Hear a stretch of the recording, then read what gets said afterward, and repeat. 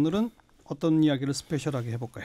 지금 금요일 저녁이잖아요. 네. 이제 뭐 실질적으로 설 연휴에 접어든 거지 않습니까? 이미 시작됐죠. 그렇죠. 설 민심에 대해서 이야기를 해보죠. 예, 밥상머리 차례상에는 어떤 이야기들이 올라갈 것인가. 그러니까 설과 추석에는 민족의 대이동이 벌어지고 그래서 민심이 요동친다. 뭐 이런 거잖아요.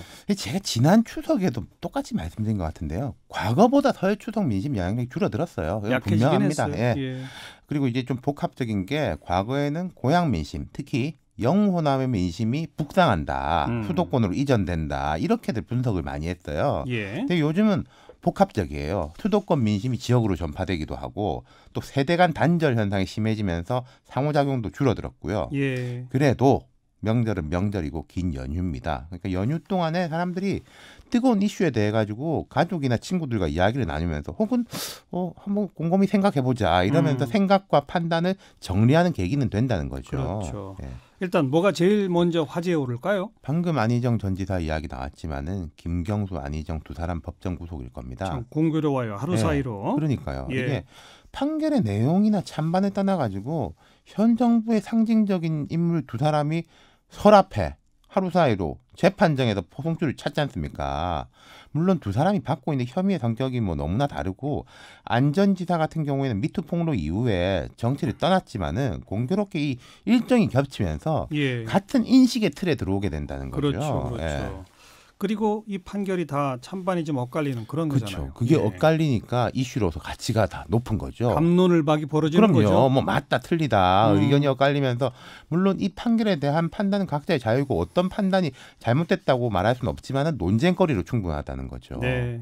특히나 예. 그 김경수 지사는 경남 그리고 안희정 지사는 충남. 그렇죠. 그쪽 지역에는 더 좀 또 뜨거워지. 상징적인 인물이지 그렇죠? 않습니까? 예. 물론 이 김지 사건은 전국 이슈고 안전지 사건도 전국 이슈인 면이 있는데 방금 말씀하신 이제 그런 게 있죠. 거기다 예. 이제 경남 같은 경우에는 선거도 있고 그 국회의원 재보궐선거도 보궐선거. 있고요. 예. 예.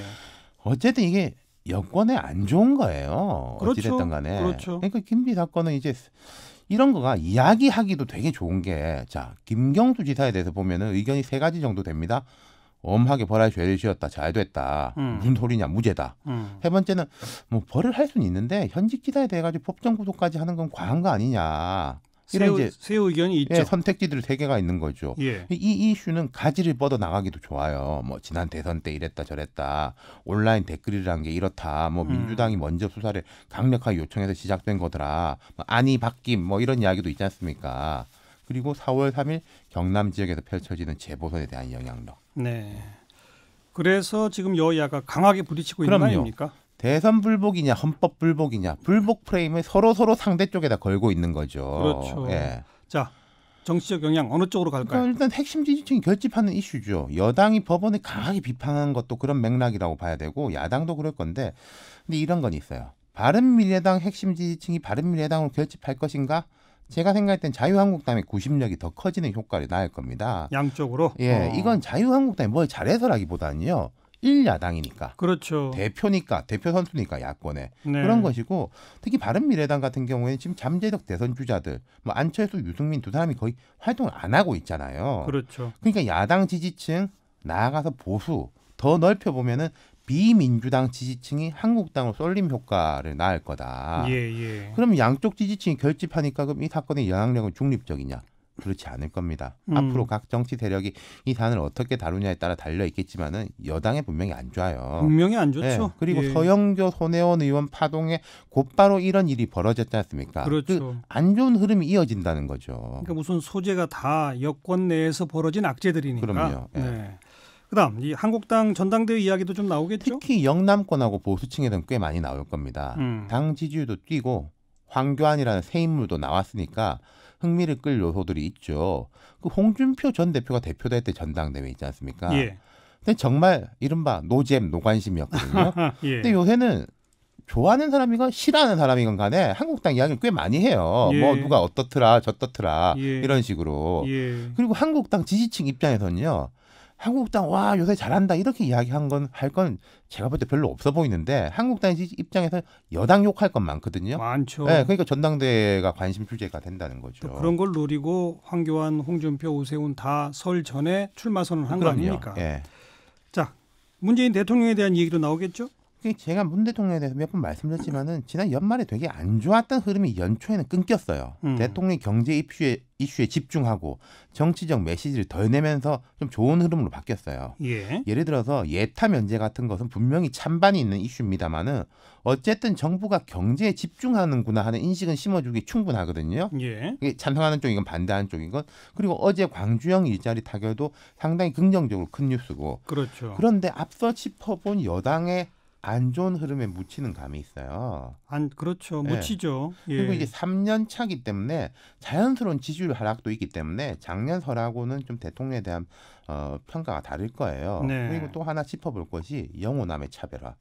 이게 분명히 과거의 지역주의하고는 다르거든요. 그런 식의 이제 흐름은 잘 안 보이는데 어쨌든 영남에서 대통령 지지율은 많이 빠지고 호남은 견고한데 이번 명절을 전후해가지고 좀 더 심화될 가능성이 높아 보인다. 그렇죠. 예. 그다음은 또 경제 이야기가 나오겠죠. 그럼요. 지금 이제 경제가 안 좋다. 뭔 소리냐. 우리 경제가 거시적으로 괜찮은데 보수층이 위기론을 조장한다. 이런 의견이 대립하고 있는데 설 밥상에서는 안 좋다 이야기가 많이 나올 겁니다. 이게 두 가지 요인이 있는데 지역이 수도권보다 안 좋잖아요. 실제로. 그렇죠. 그건 뭐 예. 팩트지 않습니까? 상대 평가로 볼 때. 예. 그리고 힘든 사람은 힘들다 이야기를 크게 하는데 괜찮은 사람은 말 잘 안 해요.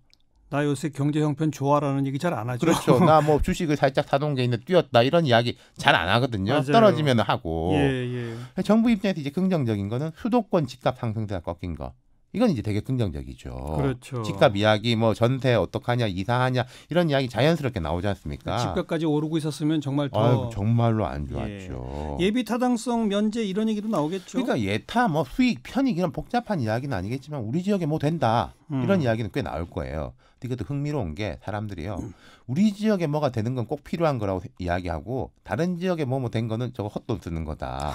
이렇게 인식하는 경우들도 많죠. 이렇게 설 밥상머리에 오를 얘기거리를 쭉 짚어보고 있는데 북한 얘기는 이번에는 그렇게 많이는 안 나올 것 같아요. 그러니까 북미 정상회담 장소하고 일정이 바로 설 앞에 설 연휴 중에 아마 공개될 것 같죠. 내주 초니까. 예. 근데 이제 긍정의 영역이건 부정의 영역이건 관심도가 전보다 떨어진 그렇죠. 것 같아요. 네. 자, 뭐 김경수 안희정부터 시작해서 한국당 전당대회 경제 뭐 쭉 다 짚어봤는데 또 어떤 얘기가 나올까요? 앞서 제가 안희정 전 지사 구속 이야기하면서 정치적 가치는 없다 단언해서 말씀드렸는데 젠더 이슈에 대해서 사람들이 이야기를 꺼내게 되는 단초 역할을 할 거예요. 예, 예. 미투, 젠더 갈등, 지금 이제 20대 남녀 갈등, 지지율 격차 같은 거. 그렇죠. 항상 이제 명절 때가 되면은 며느리가 고생한다, 시집 우선의 문제점 이런 전통적 이야기거리들이 많이 나오지 않습니까? 네. 되게 좀 다양하게 확장이 될 것 같아요. 아하. 그리고 특히 좀 20대 젊은 남성들은 우리 역차별 당한다 이런 이야기들. 그러니까 네. 이번 명절 동안에 젠더 이슈에 대해서는 젊은 세대들이 좀 활발하게 이야기를 하고 어른들은 좀 듣는 요즘 젊은이들은 이렇게 생각하는구나 예. 그런 식이 되지 않을까 싶고. 예. 그리고 또 뭐 제가 이 이야기까지 할까 고민했는데 JTBC 손석희 사장에 대한 이야기도 꽤 나올 거예요. 나오겠죠. 그러니까 이 이야기가 보도 가치가 있냐 마냐와 별개로 워낙에 유명한 인물이고 지금 뭐 전개되는 이야기가 막 사람들의 재미를 자극하는 연속극 같은 느낌을 주기 때문이죠. 예. 예. 선거법 개정 이런 거는 잘 얘기 안 나오겠네요. 국회의원도 욕 많이 하겠죠. 그렇죠. 앞서 제가 여당 이야기 많이 했는데 예. 존재감이 떨어져서 그렇지 한국당 보세요. 최규일 의원 스트립쇼 관람 의혹, 이장우 의원 이해충돌 논란, 김성태 의원 자녀 특혜 채용 의혹, 곽상도 의원의 청와대를 향한 헛발질 이런 것들이 줄줄이 있어요. 그리고 예. 양당이 서로에 대한 공격에 치중하니까 전반적으로 정치권 국회에 대한 신뢰는 점점 떨어지는 겁니다. 오늘 한 분이 국회에서 분신 시도까지 했잖아요. 그러게 말이에요. 그분이 남긴 유인물을 보면은 태극기와 촛불을 화해해야 된다. 그리고 국회는 정신 차려라. 이런 불신이 제도개혁에 대한 열망으로 이어지면 좋겠는데 유감스럽게도 그러지 않을 것 같아요. 그러니까요. 특히 의원 숫자 늘린 거는 뭐 저는 불가능하다고 봅니다. 불가능이다. 예. 네.